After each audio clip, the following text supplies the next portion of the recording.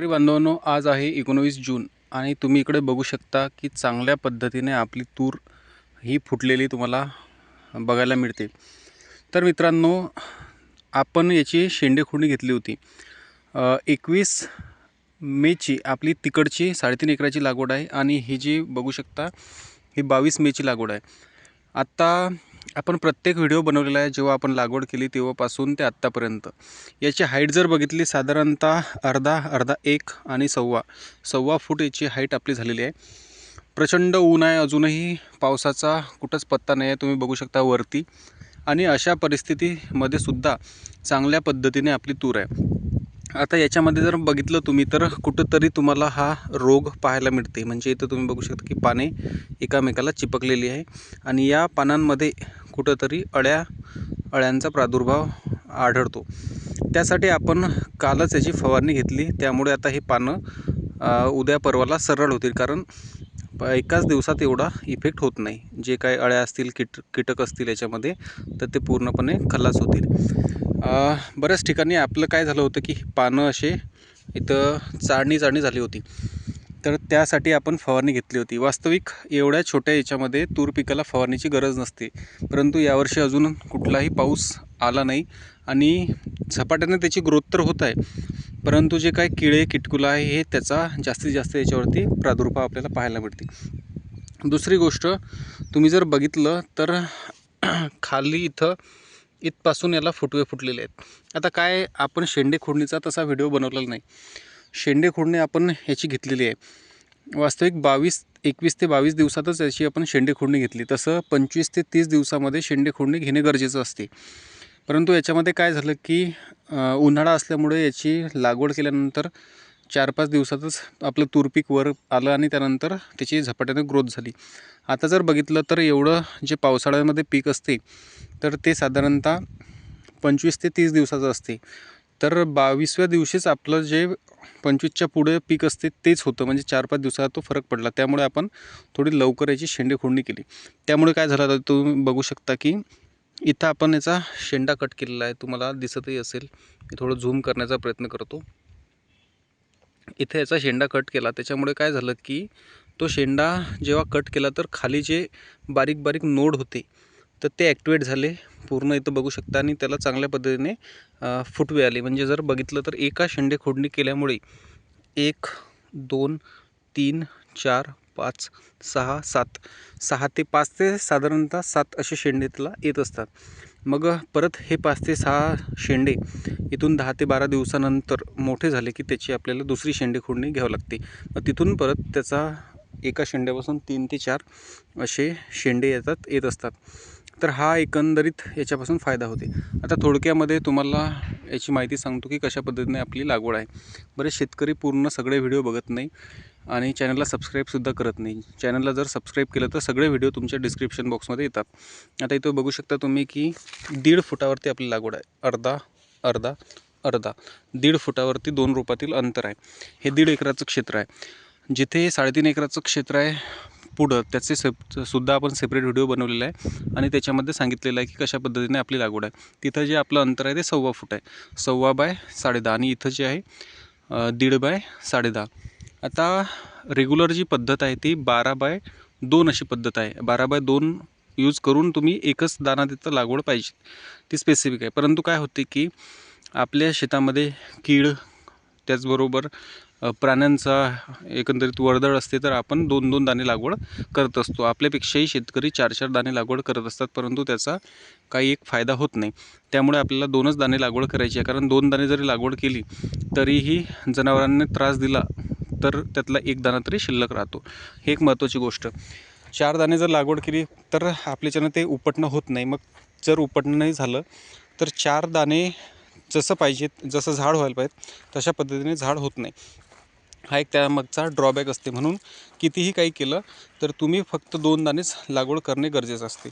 इथं तुम्ही बघू शकता की जे काय प्रादुर्भाव झाला होता याच्यावरती किड्यांचा, तर तो आता थोडा चांगला होण्याच्या मार्गावर आहे।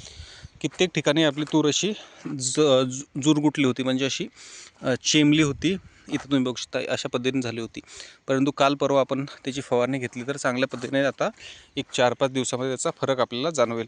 आजचा व्हिडिओ जो बनवत आहे तर त्यामध्ये महत्त्वाचं आपण जे सांगत आहे तर शेंडे खुडणीचं सांगत आहे. आता बघा इथं पण शेंडा खुडला तर याचं 5-6 शेंडे आले. वास्तविक पाहिलं तर लागवड केलेले हे दाणे आहे आणि हे मागच्या वर्षीचं कुठंतरी बी असेल तर ते आहे, तर ते उपटून टाका मित्रांनो. काय होते की मागच्या वर्षी जे काही त्या पिकावर रोग किंवा इतर गोष्टी सगळ्या असतात तर त्या तो जो प्रादुर्भाव असतो तर तो आपल्या चांगल्या पिकावर सुद्धा येतो. म्हणून जे आडाऊ म्हणजे बाजूला असलेले जे असे आहेत तर ते तुमचे उपटून टाकणं गरजेचे आहे. जे बियाणं तुम्ही लागवड केलेलं आहे तेच ठेवायचं आणि जे मधात आलेलं आहे ते तुम्ही अशा पद्धतीने उपटून टाकू शकता. त्याचा तुमच्या पिकावर जो प्रादुर्भाव होतो तर तो एकंदरीत टळतो. आजचा जो व्हिडिओ बनवला आहे तर त्याच्यात महत्त्वाचं आपलं जे सांगणं होतं की शेंडे खुडणी केल्यानंतर काय एकंदरीत आपल्याला त्याचा फायदा होतो. इथंसुद्धा तुम्ही बघू शकता की ही 3 झाडं दुसऱ्या यायची आहे. तर असं एकंदरीत आजचा व्हिडिओ बनवण्यामागलं उद्दिष्ट आहे. आपण चॅनलच्या माध्यमातून खूप व्हिडिओ टाकलेले आहेत. इथं तुम्ही बघू शकता इथं पण एक एक्स्ट्रा झाड आहे तर हे आपण उपटून टाकणं गरजेचं आहे. चॅनलच्या माध्यमातून आपण मागच्या वर्षी जे प्रयोग केले होते त्याचे सगळे व्हिडिओ चॅनलवरती आहे, ते सुद्धा तुम्ही बघू शकता. आणि कशा पद्धतीने आपण तूर लागवड केली आणि कशा पद्धतीने जे आपल्याला पारंपरिक उत्पन्न व्हायचं 4 क्विंटल 4.5 क्विंटल 5 क्विंटल तर ते आपलं 7.5 क्विंटलपर्यंत गेलं. आणि यावर्षी आपला जो मानस आहे तर एकरी 10 क्विंटलपर्यंत आपलं उत्पन्न जायला पाहिजे. लागवड फार लवकर आहे, या एरियामध्ये कोणच लागवड केली नव्हती आणि कित्येक जणांचं म्हणणं होतं की एवढ्या टेम्परेचरमध्ये हे पीक राहील कसं, परंतु ते चांगल्या पद्धतीने ग्रोथ करत आहे. थोडाफार जो काय ह्याच्यावरती कीटकांचा प्रादुर्भाव होता तर तो सुद्धा आपण फवारणी घेऊन त्याचा नायनाट झालेला आहे. तर अशा पद्धतीने आजचा एकंदरीत व्हिडिओ आहे. चॅनलला तुम्ही सबस्क्राईब केलं नसेल तर सबस्क्राईब करून घ्या, जेणेकरून सगळे व्हिडिओ तुमच्या डिस्क्रिप्शन बॉक्समध्ये येतील. आणि तुम्ही जर अजून तूर पिकाची लागवड केली नसेल तर तुम्ही चांगल्या पद्धतीने कमी खर्चामध्ये कशा पद्धतीने म्हणजे जर सांगायचं झालं तर आपल्याला हे एकरी फक्त 1 किलो बियाणं लागलेलं आहे. 700 ते 800 ग्रॅम आपल्याला लागवडीसाठी लागलं होतं. आणि त्यानंतर जे आपण त्याच्यामध्ये तोडे लागवड करतो म्हणजे जिथं बियाणं निघत नाही असं 10 रोपातून किंवा 15 रोपातून एखाद्या ठिकाणी होते तर तिथं आपण नंतर जे लागवड करतो तर ते मिळून एकरी आपल्याला फक्त 1 किलो बियाणं लागलेलं आहे.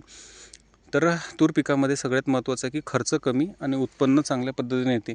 आता हमीभावसुद्धा चांगल्या पद्धतीने वाढलेला आहे. यावर्षी 84-50 हा हमीभाव शासनानं जाहीर केलेला आहे नाफेडचा. तर अशा पद्धतीने एकंदरीत आपलं हे तूर पीक आहे. पुन्हा एकदा तुम्ही जर व्हिडिओ बघितला नसेल, मागचे सगळे व्हिडिओ बघितले नसेल तर तुम्ही सगळे व्हिडिओ बघून घ्या. आता एकच दाना 10-12x1 अशी लागवड असते स्पेसिफिक, परंतु जे तुम्हाला सांगितलं की प्राणी येतात, हरणा येतात किंवा सगळ्या गोष्टी येतात तर आपण 2-2 दाणे लागवड घेतो. आणि यातला मधला पर्याय आपण निवडलेला आहे म्हणजे 12x2 न लागवड करता 10.5x1.5 किंवा 1.25 किंवा 1.25 असं एकंदरीत ही लागवड करणं गरजेचं आहे. म्हणजे जर एखाद्या वेळेस पाऊस चांगला नसला, पीक चांगलं नसलं तर त्या परिस्थितीमध्ये सुद्धा आपलं आजूबाजूनं हे पीक भरून जाईल. जेवढा जो आपण 2 पिकातील किंवा 2 ओळीतील अंतर ठेवलेलं आहे ते भरलं पाहिजे. आता अजून याच्या पुढे कशा पद्धतीने आपलं तूर पीक ग्रोथ करेल, काय करेल ते सगळे व्हिडिओ आपण चॅनलच्या माध्यमातून टाकणार आहोत. पुन्हा एकदा तुम्हाला जर व्हिडिओ आवडला तर चॅनल सबस्क्राईब करा. जिथं चांगल्या पद्धतीने रोप आहे किंवा चांगल्या पद्धतीने त्याची वाढ आहे तिथं पण तुम्हाला दाखवण्याचा मी प्रयत्न करत आहे. तर इथं बघा सिंगल रोप आहे, पण सिंगल रोपसुद्धा चांगल्या पद्धतीने ग्रोथ करते. आणि इथं शेंडा खुडल्यामुळे इथं 5-6 पुन्हा याचे फुटवे आलेत. पुन्हा इथं 5-6 फुटवे जेव्हा 8-10 दिवसानंतर ग्रो करतील तर पुन्हा ते 5-6 फुटवे आपण खुडल्यानंतर तिथून अजून तर एकंदरीत असं हे गणित चालत राहते. तिसरी शेंडे खुडणी जर आपण चांगल्या पद्धतीनं केली तर अजून चांगल्या पद्धतीने ते ग्रोथ होते. शक्यतोवर तिसरी शेंडे खुडणी होत नाही, कारण फुटवे हे 5-6 आणि अजून 5-6 म्हणजे 5-6 गुणिले 5-6 असे 25-30 फुटवे येतात तर ते तेवढे शक्य नसतात, तर शक्यतोवर ते खुडणी होत नाही. तर भेटूया नवीन काहीतरी घेऊन. तोपर्यंत धन्यवाद.